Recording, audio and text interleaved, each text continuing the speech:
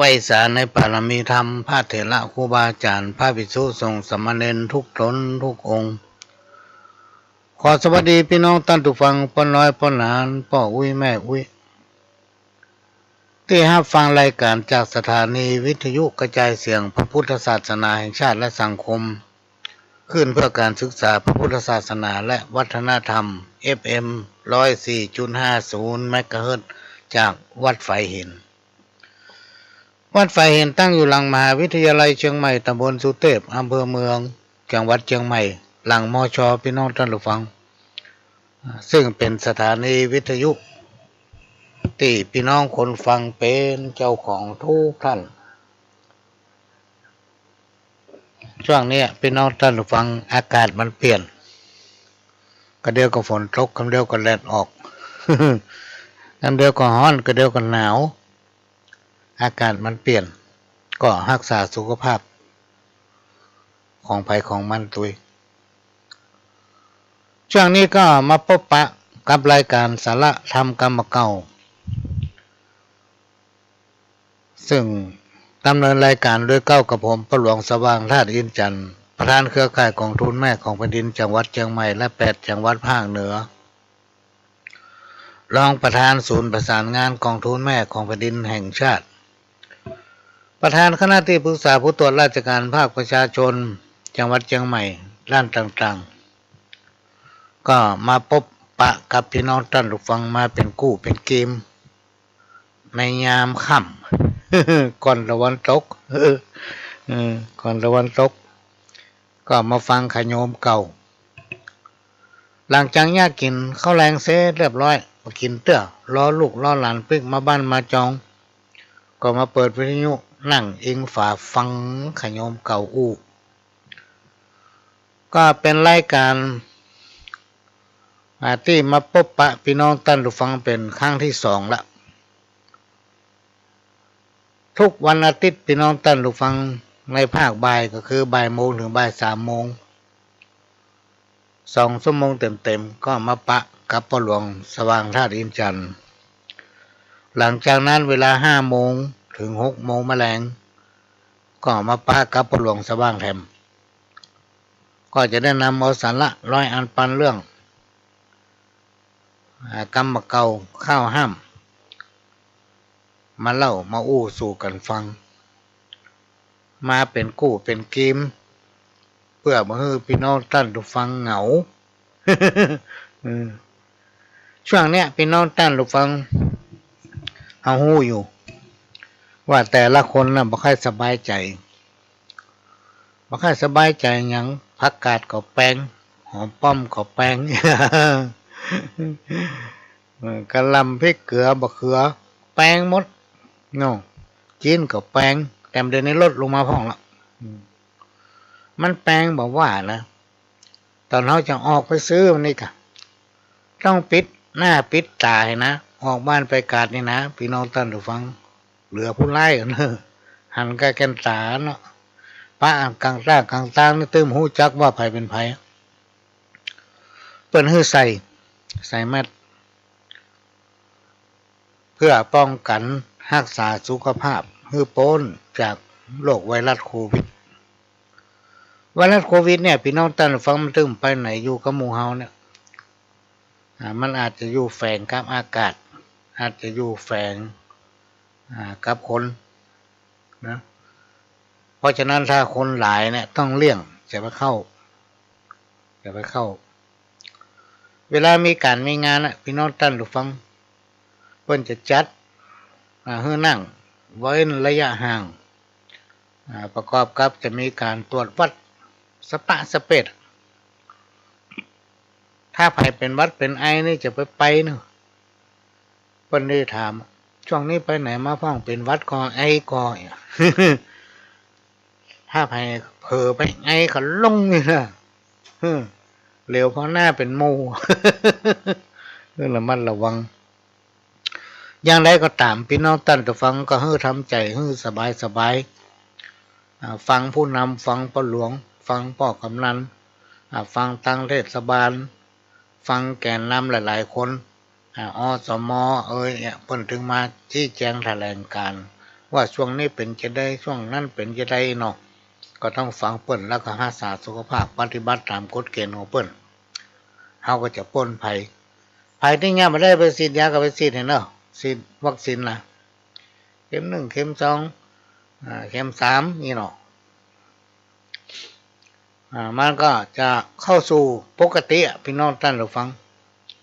คือว่าถ้าเราไปตื่นตูมกำมันเราไปกลัวมันล่ำไปไม่ทำมาสุขภาพเราบ่ดีกำลังใจเราจะไปเข้มแข็งถ้าเราอยู่เฉยๆในที่สุดมันถึงสู้เราไม่ได้ อันยังกระจ้างมันจะสู้คนมนุษย์ทึมได้พี่น้องท่านผู้ฟังเพราะเราเป็นผู้ที่มีความประเสริฐต่อสรรพสิ่งทั้งหลายทั้งมวลในที่สุดมันจะต้องพ่าย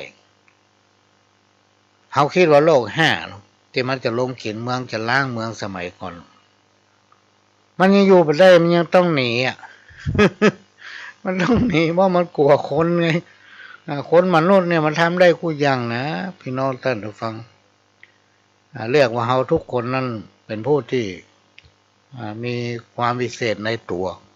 แต่เนี่ยยังก็ได้ทุกอย่าง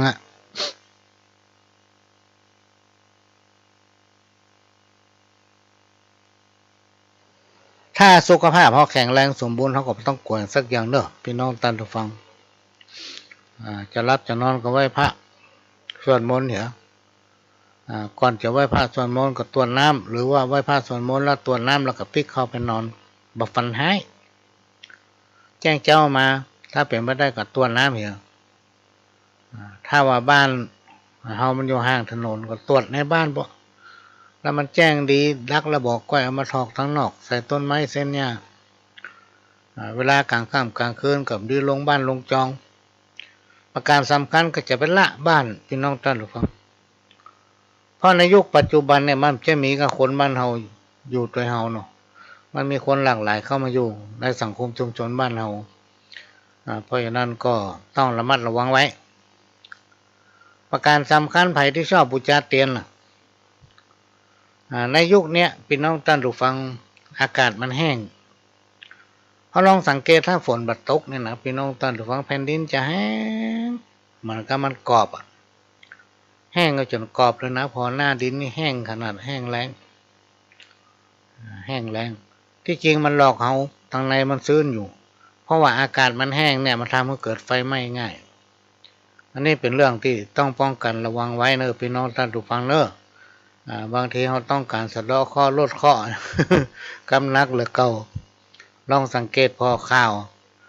ในช่วงระยะตรุษจีนเนี่ยมีไฟไหม้ขึ้นจะหลายที่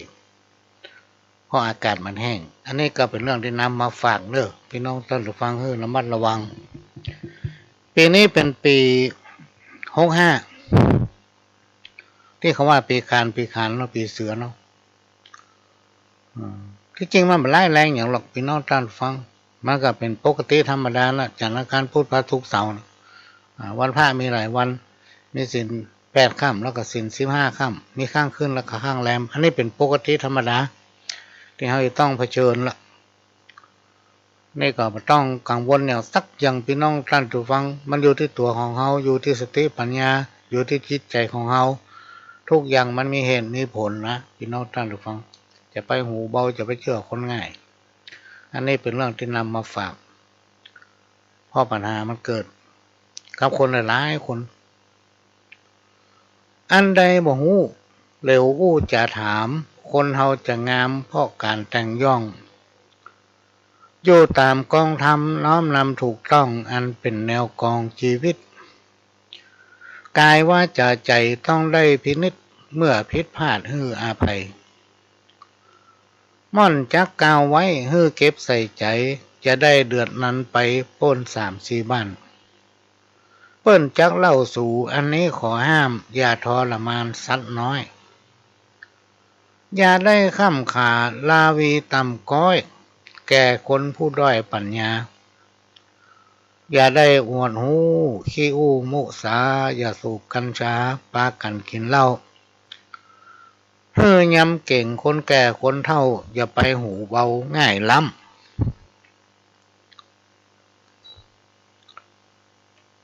อย่าได้จุเขาเอา จนชอกช้ำอย่าเล่นดับกล้าคมบางอย่าจ้วยคนหายอย่าย้ายผีสางเหี่ยวใส่หนทางบดีเนอเจ้าอย่านั่งทับคนเนอตนลูกเต้าคนแก่คนเฒ่าสอนไว้แกล้งตีนหาน้ำขอห้ามแต่ไทยอย่าไปทวงหนี้กลางคนอย่าไปถากไม้เข้าหามือโตนอย่าฉลาดแกมกงอย่าหลงเมียน้อยอย่าทำผิดกฎหมายตัวนายจักโศกเศร้าส้อยอย่าปล่อยข่าวลือเนอเจ้าอย่าสอนจระเข้ว่ายน้ำอย่ากำต้นกล้วยยามลมฟังกรรมพ่อแม่ไว้อย่าได้ตืดโถมทางเก่าห้อมเดิมห้ามยะเนอเจ้าอย่าพอหน้าโจรอย่าสนคนบ้าอย่าถมน้ำลายขึ้นฟ้าอย่าเปิ่งคนผ่านสานกุยป้อก้าอย่าต้าขี้เหล้าเมายาข้าจักจ่าบอกจีอย่าย้ายคันนาอย่าต้าทุเจ้าอย่าเล่าขวนผู้จานอย่าพานคนเท่าอย่าเมาแม่มานไส้ต้องอย่าไปจกหูจุ่มพวกร้องพี่น้องเจ้าจักขังบนอย่าเป็นคนหลายชื่ออย่าซื้อของโจรอย่าติดสินบนอย่าอมของฝากจั่งตุกใจจักโศกเศร้าไปลุนอย่าไปแยงเงาบ่อน้ำอย่าใกล้มาดุอย่าจุเปิ้นจำอย่าล่วงล้ำข้ามเขตดินแดนจะไปจิห้างต่อจะไปล่อห้างแตนอย่าด่าลูกแหงเวลากินข้าวอย่าจุตนบุญไปลุนจักเศร้าอย่าตีกองแข้งฟ้าอย่าขี่ม้าแข่งตะวันเนอลายน้องเน่าเจ้านี้ก่อนและนายเหยอันนี้เป็นข้าวที่ส่งมาจาก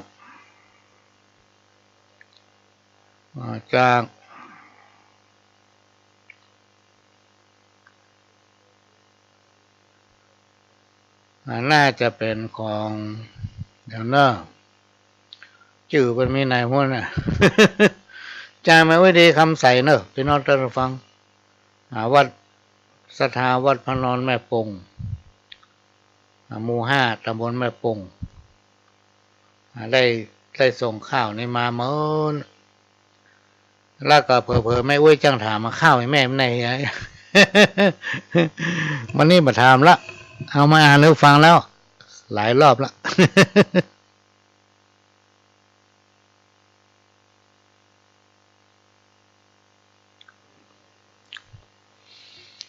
ถ้าไผมีก็ส่งมาได้เนอะพี่น้องท่านผู้ฟังส่งมาได้ก็จะมาอู้ถึงลูกกตัญญูกตเวทิตากุลนะคือลูกที่รู้จักบุญคุณพ่อแม่หรือบิดามารดาและกระทำการตอบแทนนะครูบาอาจารย์ท่านกล่าวว่าลูกที่รู้จักบุญคุณพ่อแม่แล้วก็ผู้มีพระคุณได้กระทำการตอบแทนย่อมเป็นมงคลกับตัวเก่าบ่มีวันเสื่อมจากลาภสักการะพ้นจากภัยต่างๆพ้นทุกข์ได้ยศได้รับการยกย่องสรรเสริญนะผู้ที่เลี้ยงพ่อแม่หรือเลี้ยงมารดาเลี้ยงบิดาย่อมได้รับการยกย่องสรรเสริญพี่น้องท่านผู้ฟังจากนักปราชญ์ย่อมเป็นสิริมงคลแก่ตนเองทั้งภพนี้และภพหน้าพ่อแม่เป็นพระองค์แรกของลูกเป็นถึงพระพรหมเป็นถึงเทวดาเป็นถึงอาหักเป็นถึงตู้ ATM ฮื้อกับลูก นอกจากจะเป็นทุกอย่างแล้วพ่อแม่ยังสามารถสละชีวิตของตนเอง ฮือกับลูกได้พี่น้องท่านผู้ฟังเนี่ยถ้าไปเป็นลูกก็ให้มีความกตัญญูกตเวทิตาคุณเลี้ยงดูแลพ่อแม่เมื่อเปิ้นได้อดอยากสิ่งใดเปิ้นอยากอันใดก็เสาะหาให้เปิ้นกินเปิ้นก็ได้อย่างก็เสาะให้เปิ้นเนี่ยหอมสตางค์ไว้เอาให้พ่อให้แม่คือพ่อแม่วันเกิดของเฮาคือวันที่แม่เฮาเกือบจะตายเกือบจะตายต้องอุ้มต้องมาเป็นมโหกี่เดือนถึงเวลาจะคลอดบุตรออกมาเนี่ยเกือบจะตายนะพี่น้องท่านผู้ฟังเพราะฉะนั้นวันเกิดของเฮาคือวันที่แม่เจ็บท้องปวดท้องเป็นวันที่แม่เกือบจะเอาชีวิตรอดในขณะที่คลอดลูกก็ควรจะนำอย่างสักการะตอบแทนบุญคุณของแม่เพื่อเป็นมัดตีนมัดมือสูงมาคารวะเปิ้นด้วยเขาเต่าดอกไม้น้ำขมิ้นส้มปล่อยก็จักเป็นมหากุศลอันยิ่งใหญ่จะทำเมื่อเฮาบ่เสื่อมจากลาภสักการะพ้นจากทุกภัยได้ยศได้รับการยกย่องสรรเสริญมีบารมีไปหน้าบ่มีวันเสื่อมแม้นว่าอย่างจังมากระทำไล่กำเฮาเนี่ยบ่สามารถที่ทำให้เฮาได้ในการข้างหนึ่งพี่น้องท่านผู้ฟังในเมืองสาวัตถีลูกชายของแม่ท่านหนึ่งเชื่อกรรมยุแยของภรรยาจะฆ่าพ่อกับแม่ของตนเองซึ่งพ่อแม่ของตนเองนั่นตาบอดทั้งสองข้างแม่ก็ตาบอดพ่อก็ตาบอดผู้ที่เป็นภรรยาก็ยุแย่เพื่อผู้ที่เป็นสามี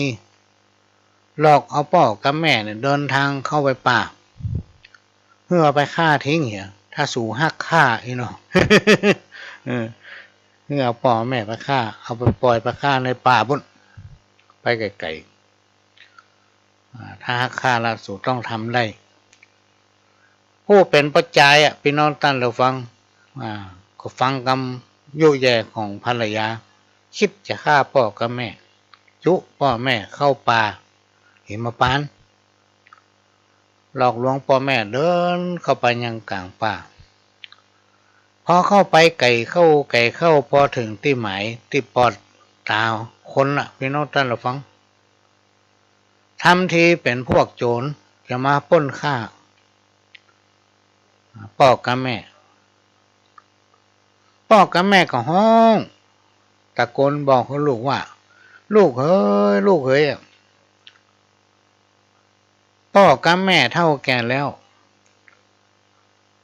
จะถูกโจรฆ่าตายกระจ้างมันเตอะขอให้ลูกของแม่ปลอดภัยพ่อกับแม่ก็สุขใจแล้วขอให้ลูกรีบหนีไปไกลๆให้ลูกหนีไปไกลๆนะลูกเน้อเอิ้นด้วยเสียงดังก้องป่าพ่อกับแม่เท่าแก่แล้วตายจังมันเตอะนะให้ลูกปลอดภัยแล้วหนีไปไกลๆลูกหนีไกลๆตอนนี้จน500มาแล้วจะฆ่าพ่อกับแม่แล้วเมื่อลูกได้ยินพ่อกับแม่ก้าวออกมาพี่น้องท่านผู้ฟังคนมันใกล้จะตายก้าวออกมาด้วยใจที่บริสุทธิ์เสียงเอิ้นของพ่อกับแม่ดังก้องกลางวันในกลางป่าทำให้ลูกได้สำนึกพี่น้องท่านผู้ฟังสำนึกว่าตนเองนั้นทำผิดแต่ก็ได้ลงมือทุบตีพ่อกับแม่ไปแล้วตั้งก็ยังบ่ถึงตายนะต่อมาลูก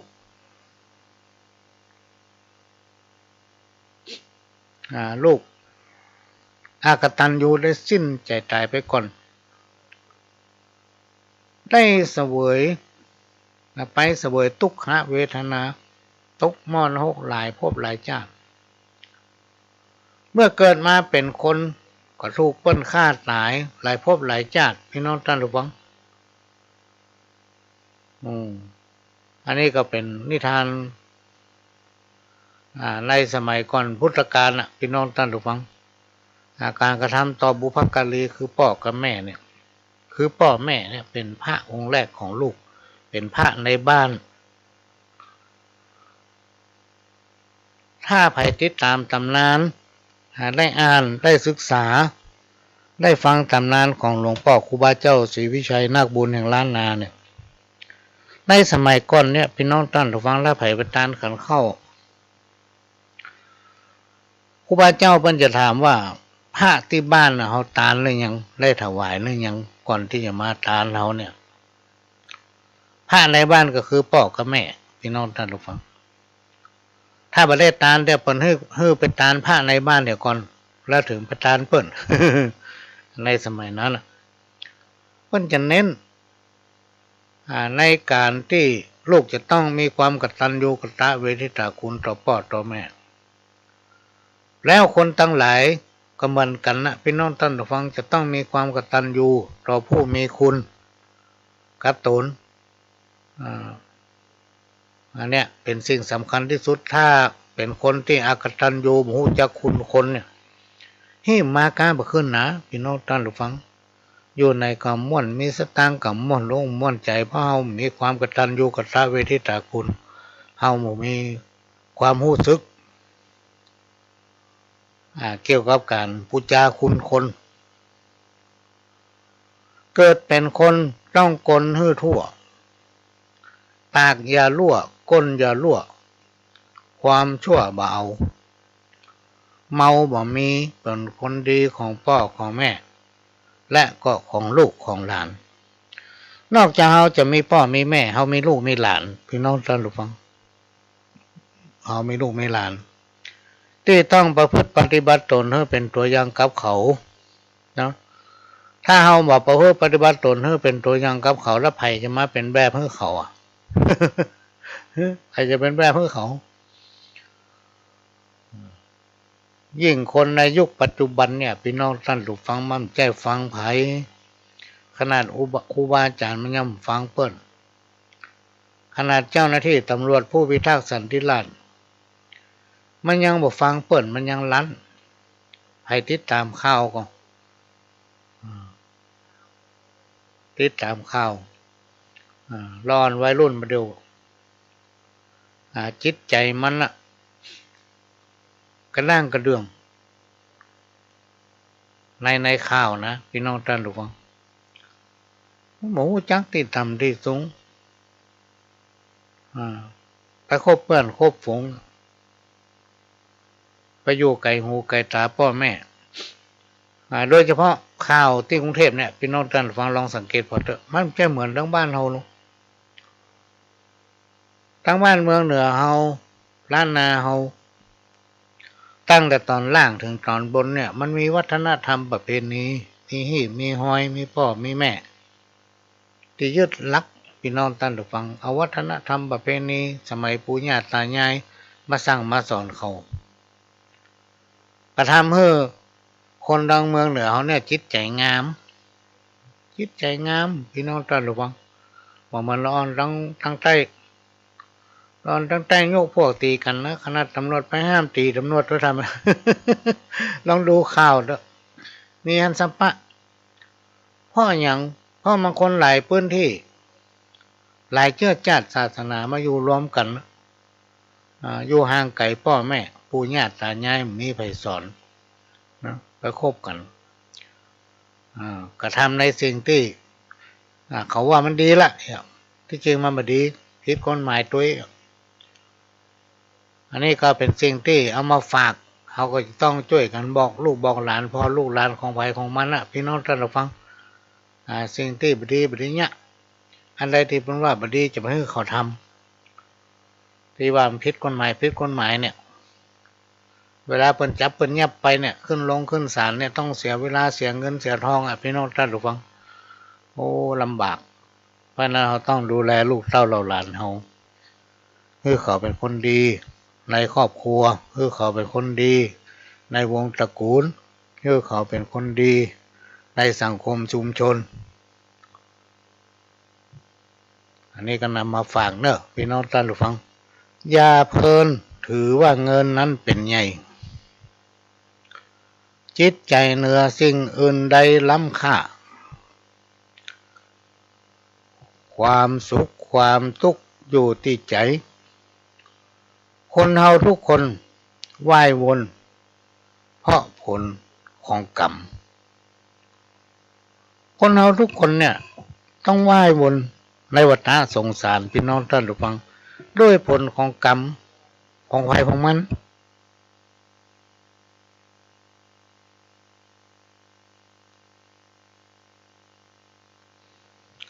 หลายๆคนบอกว่าที่เราอยู่มาถึงวันด้วยบุญหรอหลายๆคนมาบอกว่ามันใจบุญนะป้าหลวงเขาอยู่ถึงวันต้องสร้างกรรมไม่รู้ ต้องสร้างกรรมจากการกระทำบอกว่าชาติไหนที่เขาได้ทำมามันมาตันเขาในปีเนี้ยตลาดไรที่เขายังสร้างกรรมเขาหมดนะถึงเวียนว่ายอยู่เนี่ยวะถึงตายสักเตืออยู่ มาเกิดพอเนี่ยจะแตกหายเนาะคนเฮาทุกคนเนี่ยพี่น้องท่านผู้ฟังมีความดีงามบัดใจถึงหมดอันนี้เป็นความจริงเนาะจะต้องมีข้อบกพร่องเป็นธรรมดาเฮาทุกคนจะต้องยอมรับ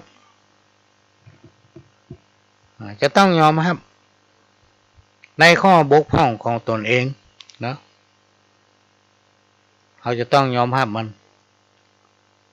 ถ้าไผ่ไปยอมรับความคือว่าความจริงนั่นแหละความบกพร่องของตัวเก่าครูบาอาจารย์ท่านกล่าวว่าคนนั้นบัดใจคนนี่เนาะ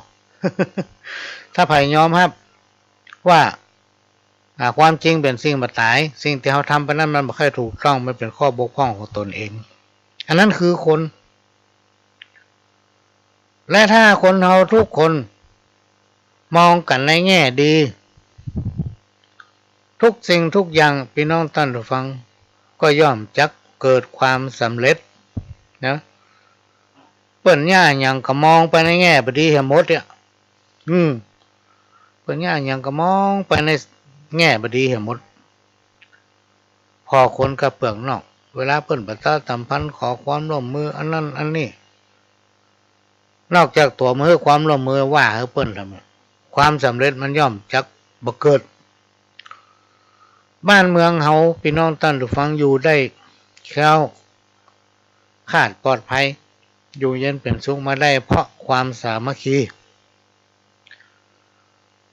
คนในแผ่นดินของเฮานั้นมีความสมัครสมานสามัคคีความสามัคคีเนี่ยยังความมั่นคงคือเกิดขึ้นกับสังคมชุมชนบอกว่าใครจะมาตีบ้านตีเมืองมาแย่งชิงเอาแผ่นดินในถิ่นดินแดนประเทศของเขาเนี่ยมันทำแบบได้เพราะอย่างเพราะคนในประเทศเขาเนี่ยมีความสมัครสมานสามัคคีรวมใจกันเป็นหนึ่งมันถึงอยู่ได้มาถึงปัจจุบันพี่น้องท่านผู้ฟังคนเราทุกคนต้องรู้จักบังคับตนเองคือทำไปตามหน้าที่ของตนใครมีหน้าที่อย่างก็ทำหน้าที่ของตนไปถ้าไผ่ปล่อยตนปล่อยตัวเพื่อเป็นไปตามยถากรรมคนผู้นั้นพี่น้องท่านผู้ฟังครูบาอาจารย์กล่าวว่าย่อมจังหาความเจริญบ่ได้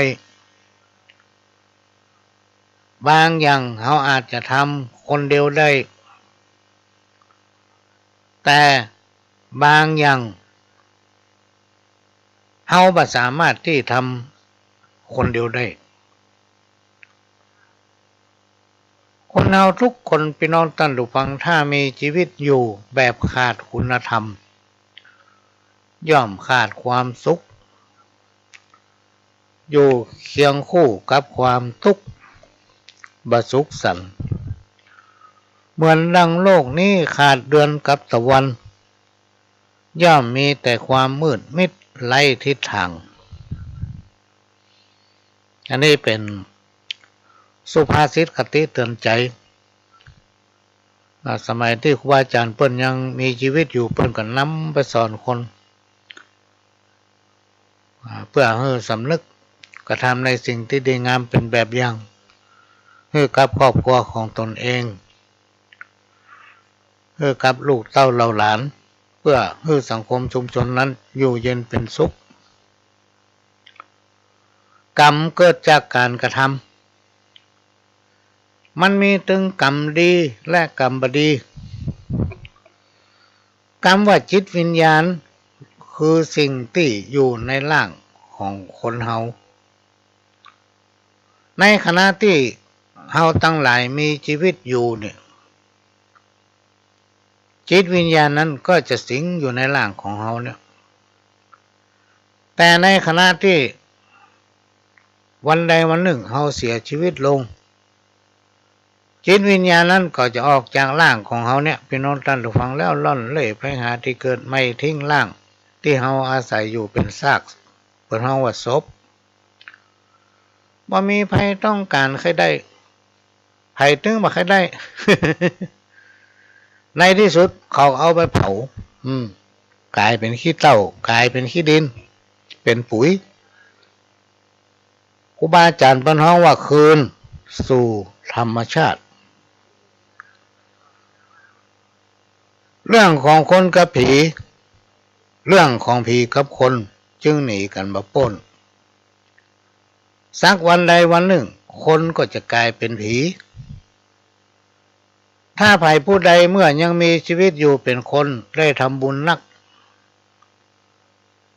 แม้นว่าจะตายไปเป็นผีแถมประเมินก็จะได้เกิดมาเป็นคนที่เฮาทั้งหลายมักจะได้ยินคำว่าวัฏสงสารคือการเวียนว่ายตายเกิดเมื่อเกิดมาเป็นคนคำว่ากิเลสมันถึงโตยมาและอาศัยอยู่กับจิตสำนึกของคนเฮาไปจนตายพี่น้องท่านฟังกิเลสนี่นะมันมีทุกคนมันจะมีนักมีน้อยด้วยเหตุนี้ครูบาอาจารย์ท่านจึงได้กล่าวไว้ว่ากรรมดีกรรมบดีกิเลสตัณหาอยู่ในตัวของคนเฮาทุกคน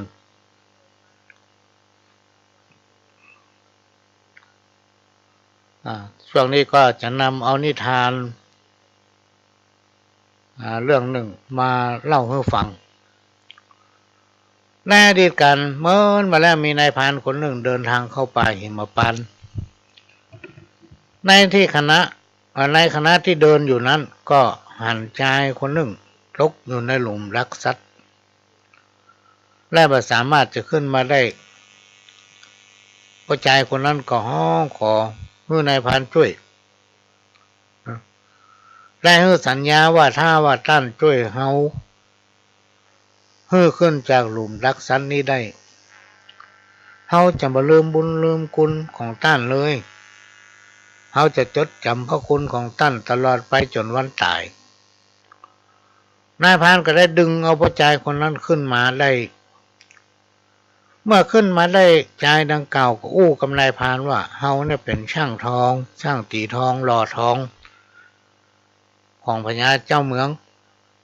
มีบ้านเรือนอยู่ข้างประตูเมืองวันหน้าถ้าท่านมีความประสงค์จะให้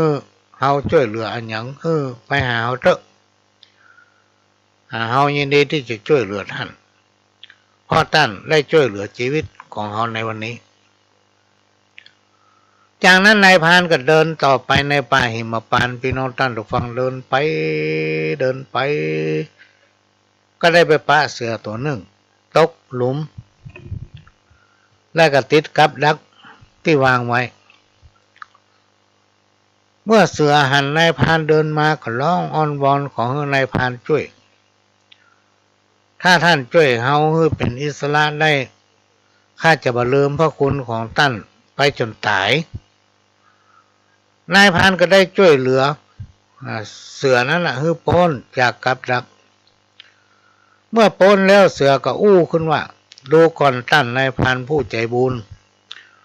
บอกว่าท่านจะอยู่ที่ไหนใกล้หรือไกลเมื่อท่านต้องการความช่วยเหลือจากเฮาขอให้ห้องหาเฮาเถอะเฮาจะไปช่วยเหลือหลังจากนั้นนายพรานก็เดินทางต่อไป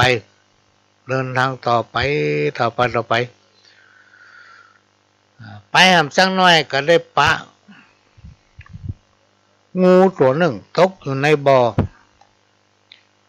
สามารถที่ขึ้นมาได้พี่น้องท่านผู้ฟังงูก็ได้ห้องขอให้นายพรานช่วยเหลือนายพรานก็ได้ดึงเอางูตัวนั้นขึ้นมาจากบ่องูก็บอกนายพรานว่าเวลาใดก็ตามถ้าท่านต้องการความช่วยเหลือจะให้เฮาช่วยเหลืออย่างขอห้องหาเฮาเถอะเฮาจะไปหาท่านต่อมาเวลาผ่านไป1 เดือนนายพรานก็นึกอยากจะทดลองน้ำใจของคนและสัตว์ที่ตนเองได้เคยช่วยเหลือชีวิตเขาไว้ถึงสัตว์และคนซึ่งเขาได้ให้คำมั่นสัญญาก็มานึกถึงเสือแต่ก่อนที่เสือจะมาตกหลุมกับดักนั้นเสือตัวนี้ได้ไปกัดพระโอรสของพระราชาจนสิ้นพระชนม์เมื่อเวลาผ่านมาหลายวันก็เลยอยากจะทดลองว่าเสือจะรักษาคำมั่นสัญญาหรือไม่เมื่อคิดแล้วก็เดินทางเข้าไปในป่าแล้วก็ห้องหาเสือสักกำเดียวเสือก็มาพี่น้องท่านผู้ฟังพร้อมกับกาบเอาสายสร้อยทองเงินกำไลแหวนมาให้นายพรานก็เอาสร้อยนั้นกลับมาที่บ้านคิดว่าจะเอาสร้อยนั้นไปขายแต่บอกว่าจะเอาสร้อยนั้นไปขายที่ไหนราคาเท่าไรก็มานึกถึงสร้างทองที่ตนเองเคยช่วยเหลือชีวิตไว้วันต่อมานายพรานก็เดินไปหาช่างทองเดินทางมาหาช่างทองเมื่อไปถึงบ้านช่างทองนายพรานก็เอาสร้อยยื่นให้ช่างทองดูเพื่อจะสอบถามราคาว่าทองก็ดีสร้อยก็ดีแหวนก็ดีนะกำไรก็ดีนะมันมีค่ามากเลยจะเอาไปขายที่ไหนบกองสร้างทองได้หั่นสร้อยหั่นแหวนหั่นกำไรพี่น้องท่านผู้ฟังช่างทองก็ร้องโวยวายส่งเสียงดังลั่นเลยพี่น้องท่านผู้ฟัง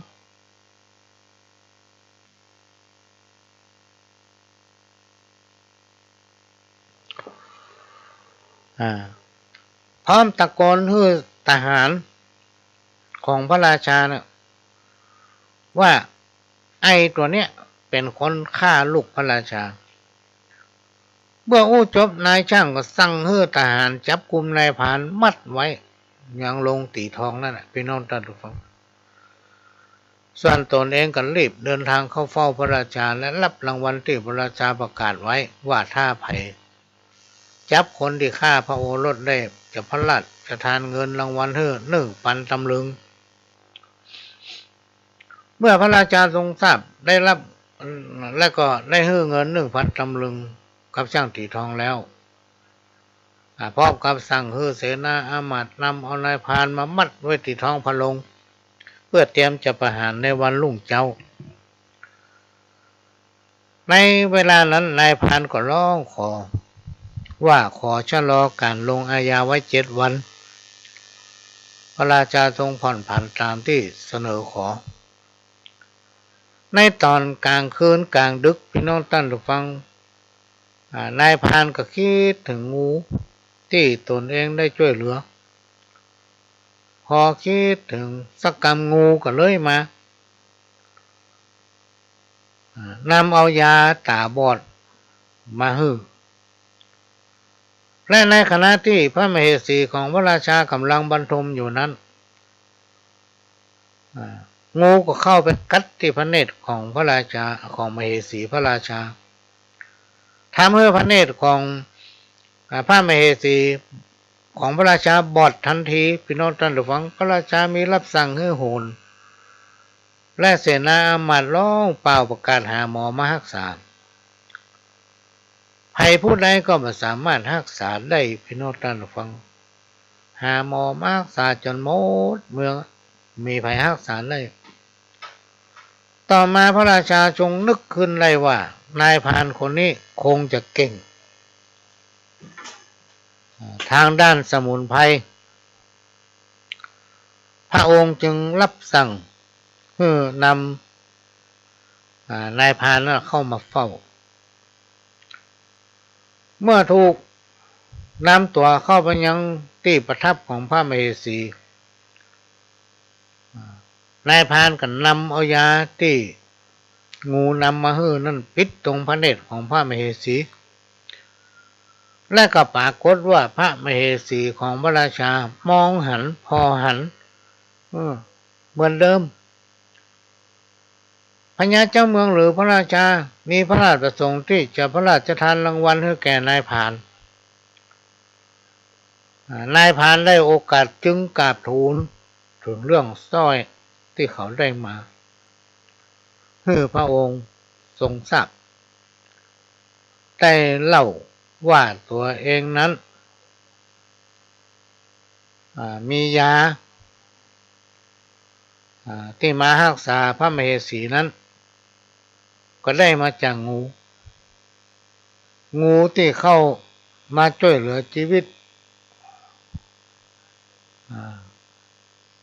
สายตาของพระมเหสีนั้นคืองูที่เขาได้ช่วยเหลือชีวิตไว้จนช่างตีทองเป็นคนในละคุณและหันแก่ตัวหันแก่เงินรางวัลมันเลิกถึงพระคุณที่เขาได้ช่วยเหลือเขาไว้เมื่อพระราชาทรงทราบพี่น้องท่านฟังก็มีรับสั่งให้จับนายช่างตีทองเนี่ยลงโทษประหารชีวิตเพื่อมาให้เป็นเยี่ยมยังแก่คนทั้งหลายช่วยสัตว์ไล่กุลช่วยคนไล่โทษ อันนี้มันเป็นเรื่องที่สอนให้คนเฮาพี่น้องท่านผู้ฟังเวลาไผได้ช่วยอย่างเฮาช่วยเหลือเฮาเนี่ยเฮาก็บ่ควรจะลืมพระคุณของเปิ้นถ้าเฮาลืมบุญคุณของเปิ้นมันก็มีอย่างมาช่วยเหลือเฮาเวลาเฮาต้องอับต้องจนเวลาเฮามีปัญหาอย่างมาอุบัติภัยต่างหลายนี่ล้นเข้าหาติ๊กๆมันต้องมีอย่างมาเกิดมาเกิ้งเพราะเฮาเป็นคนเนรคุณคนการเนรคุณคนเนี่ยพี่น้องท่านผู้ฟังมันเป็นภัยอย่างมหันต์มีโทษนักถึงตายสิ่งดีๆมันถึงมาใกล้จอมบอมจอมพลอยจอมบอมจอมพลอยยิ่งเฮาไว้เป็นศัตรูไปเฮือโทษคนที่เพิ่นทำความดีความงามคนที่เพิ่นมีบุญบารมีว่ากับกรรมที่ตำนานเล่าไว้บดีเล่าขวัญทุเจ้าบดีเล่าขวัญปูจานเนี่ยคนกลุ่มนี้เพิ่นถือเป็นปูชนียบุคคลเป็นผู้ที่กระทำความดีงามเป็นคนนำคนเพื่อรอดพ้นจากความทุกข์ยากเดือดร้อนถ้าบัดทางตรงก็คือทางอ้อมพี่น้องท่านผู้ฟังเป็นผู้รักษาศีลธรรมเป็นคนนำหาคนไปสู่ในทางที่ชอบทำเรื่องหนึ่งพี่น้องท่านผู้ฟังในสมัยก่อนพุทธกาลมีนายพรานคนหนึ่งเหมือนกันไปโตกเป็ดอยู่ที่ลำธารกลางป่าไปอย่างนั้นถึงวันในขณะนั้นกาตัวหนึ่งเป็นเทพที่สถิตอยู่บนสวงสวรรค์แต่ได้ปฏิบัติตนผิดกฎของสวรรค์ต้องลงมาใส่อยู่ในโลกมนุษย์สอดหากินเหมือนกับสรรพสิ่งทั้งหลายบนโลกกว้าง ได้จำแรงแปลงกายเป็นกาตัวใหญ่เต้ากับหงนี่พักอาศัยอยู่ข้างลำห้วยแห่งนั้นวันหนึ่งได้บินมาจับใกล้ๆที่นายพรานนั่งตกเบ็ดถามว่านายพรานเอ๋ยสู่มาตกเบ็ดอยู่นี่ถึงวันปอกินกอนายพรานก็ตอบกาไปว่าโอ้บ่ปอกินนะสัมวันก็ได้กินสัมวันก็ไม่ได้กินนั่นน่ะในใจก็คิดว่ากาตัวเนี้ยมันอู้ได้จะต้องไม่ใช่ธรรมดาเป็นแน่จะต้องเป็นพญากาอย่างแน่นอนต่อมากาก็บอกว่าข้าก็อย่างเดียวกันบางวันก็ได้กินบางวันก็ไม่ได้กินข้าขอถามตั้นอยากเป็นพญาเจ้าเมืองกออีโลก อยากเป็นข้าจะช่วยในเวลานี้ที่นครปาราณสีมันมีพญาเจ้าเมืองเพราะว่าพญาเจ้าเมืองสวรรคตไปเมื่อ3 วันก่อนหากท่านทำตามข้อตกลงข้าเนี่ยข้าก็จะเอาท่านไปเป็นพญาเจ้าเมืองแต่ก่อนจะไปขอท่านเสี่ยงวาสนาบุญบารมีก่อนนะว่าบุญวาสนาบารมีของท่านเนี่ยพอที่ข้าจะพาไปได้ก็จบพี่น้องท่านหรือฟังกาก็เอาผลไม้อันหนึ่งใจคนเนี้ยกินอมเนาะผลไม้อันเนี้ยถ้าว่ามันขมแสดงว่าบุญวาสนาเนี่ยไม่ได้เป็นพญาเจ้าเมืองแต่ถ้ามันหวานท่านจะต้องได้นั่งเสวยเมืองแน่นอนน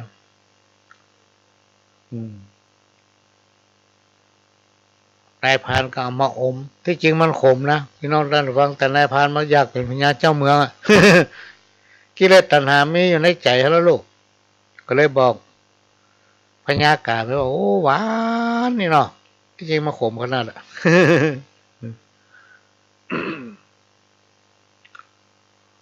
เพื่อนเอ๋ย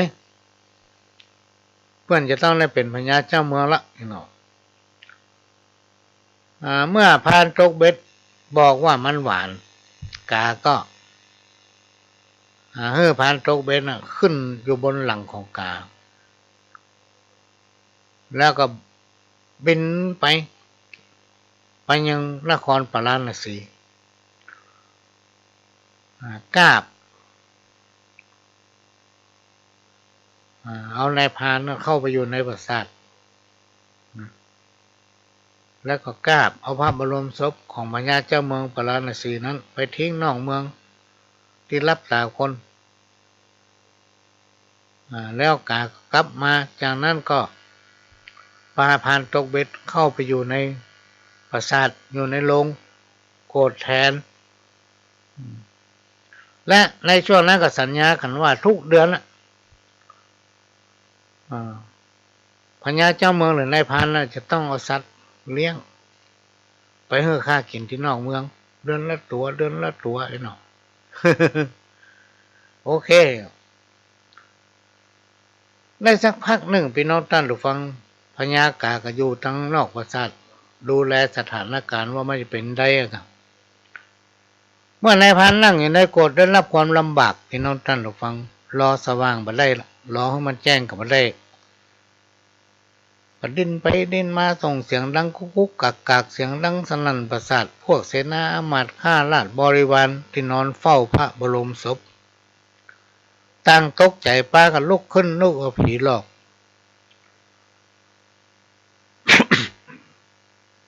ต้องขออภัยเมื่อได้สติก็คิดว่าพญาเจ้าเมืองคงจะฟื้นคืนมาละนะจึงชวนกันเข้าไปยังพระโกศแล้วก็เปิดพระโกศเชิญเสด็จออกจากพระโกศแล้วก็ประโคมเครื่องดนตรีดุริยางค์ทั้งหลายจัดหาน้ำพุทธาภิเษกมาสงและก็ประดับองค์ทรงเครื่องเต็มยศตั้งแต่คืนนั้นเมื่อนายพรานตกเบ็ดได้เป็นพญาเจ้าเมืองก็บ่ลืมสัญญาพี่น้องท่านฟังกับกาทุกเดือน จะฆ่าควายตัวหนึ่งเอาไปไว้ยังกลางป่าแล้วก็เลือกกามากินต่อมามีอยู่วันหนึ่งพญาเจ้าเมืองก็ต้องเสด็จออกท้องพระโรงเพื่อไต่ถามขุนนางฆ่าบริวารถึงความสุขพ่อได้ตายไปหมูเรื่องอันยังตอนนี้ได้ตัดขึ้นว่าท่านทั้งหลายทั้งปวงก็ทราบดีอยู่แล้วว่าเฮาได้ตายไปแล้วและก็ได้กลับฟื้นคืนมาที่เป็นอย่างนี้เพราะว่าเฮาได้กินผลไม้ชนิดหนึ่งผลไม้นั้นเป็นยาอันประเสริฐคนผู้ใดได้กินผลไม้นี้จะมีอายุยืนมีรูปร่างหน้าตาสุ่มเสียงพิษไปเหมือนเดิมก็เพราะได้กินผลไม้นี้เข้าไปเมื่อพญาเจ้าเมืองพาราณสีตัดแล้วก็ยิบเอาผลไม้แบ่งให้คนทั้งหลายในท้องพระโรงได้จิมนะส่งให้เสนาอามาตย์ขนาดบริวารทั้งหลายแบ่งกันจิมทั่วหน้าเสร็จแล้วก็ตัดถามว่าเป็นยังไงพ่องจิมดูแล้วเป็นยังไงพ่องเสนาอามาตย์ทั้งหลายพี่น้องท่านผู้ฟังจะว่ามันขมแล้วก็กลัวประทุกใจพระราชาก็เลยบอกว่าโอ้ตอนลูกไม้ลูกนี่อย่ามาหวานแตะหวานว่าพระเจ้าข้าเนี่ยลักษณะของคนน่ะพี่น้องท่านผู้ฟังเป็นนั้นว่าเสนาบดีข้าทาสบริวารพญาเจ้าเมืองต่างก็เป็นคนประจบสพกันหมดทั้งได้ข่มขนาดนะแต่มีไผสักคนที่ยอมรับความจริงจะมาบอกว่าข่มบอกว่าหวานหมดพญาเจ้าเมืองพาราณสีองค์ใหม่บ่เคยได้รับความสะดวกสบายบ่เคยหันนางสนมกำนั้นมากมายอย่างนี้ก็ลงไหลในราชสมบัติพี่น้องท่านฟังก็ลืมความทุกข์ยากลืมคำมั่นสัญญาที่ฮื้อไว้กับพญากาเอาควายไปฮื้ออย่างเก่าแล้ว ส่วนพญากาพี่น้องท่านฟังเมื่อไม่ได้กินเดือนแล้วเดือนเล่าก็ไม่ได้กินเนี่ยโอ้นายพันนิพิษคำมั่นสัญญาทำเฮาโอ๊ตอยากก็บินมาหาพญาเจ้าเมืองจับที่หน้าต่างพี่น้องท่านฟังโดยบอกพญาเจ้าเมืองว่าเขาได้ปะแก้วมณีลูกหนึ่งมีคุณวิเศษมากมายหากผู้ใดได้ถือสามารถห่อเหินเรือนอากาศได้พญาเจ้าเมืองนึกให้ได้พี่น้องท่านฟังไว้เขาให้ได้แต่เนี่ยใดดีหากาก็บอกว่าเอาอีกก็แล้วกันถ้าพระองค์ต้องการเขาได้เสด็จไปข้าพเจ้าข้าจะเอาพระองค์ขี่หลังไปเอาแก้วดวงนั้นเมื่อได้แก้วมาแล้วท่านก็จะได้ห่อเหินเรือนอากาศได้พญาเจ้าเมืองลงเชือกขี่หลังกาไปพี่น้องท่านฟังกาก็เอาไปลงไว้ที่เก่าฮะน่ะ เอาไปลงไว้ที่เก่าละไว้ฮะน่ะ สร้างสอนคนหมู่จักกุลคนในตระกูลนะอันเนี้ยพี่น้องท่านฟังก็ลองฟังไว้แล้วพิจารณาคนในตระกูลคนเนี่ยคนหมู่จักกุลไผ่เนี่ยทำอย่างไรก็ย่อมจะได้อย่างนั้นอันนี้ก็เป็นสิ่งที่นำมาฝากเด้อพี่น้องท่านผู้ฟังว่าวันนี้ว่าจะเอากรรมมาเก่ามาอู้เวลาก็จะหมด เวลาจะหมดก็อาจจะกรรมมาเก่ามาฝากให้2-3 กรรมเนาะพี่น้องท่านผู้ฟังเวลายังเหลือโอ้ถ้าประทันละเหลือ3 นาทีผู้หลวงก็จะขอนำรายการนี้จากพี่น้องท่านผู้ฟังไปก่อนขอให้พี่น้องคนดีทุกคนทุกท่านเตรียมตัวไว้เนอะวันเสาร์หน้าเขาจะมาอู้กันทางโทรศัพท์เนี่ย0531100638เนี่ยท่านสามารถอู้อย่างก็ได้ครับพี่น้องท่านผู้ฟังจะฝากไปถึงภัยจะเล่าข้าวเล่าอย่างได้หมดโดยที่ไม่ต้องเสียสตางค์นักตอนนี้ยังได้ทดลองนะเพราะมีไฟโทรเข้าเถอะเราวันนี้ไม่ต้องโทรละเวลามันจะหมดละขอให้พี่น้องท่านผู้ฟังทุกคนทุกท่านโชคดีมากันคู่คนกินได้นอนหลับมีความสุขกายสุขใจจากกับผมพระหลวงสว่างท่าดินจันทร์ขอสวัสดีครับ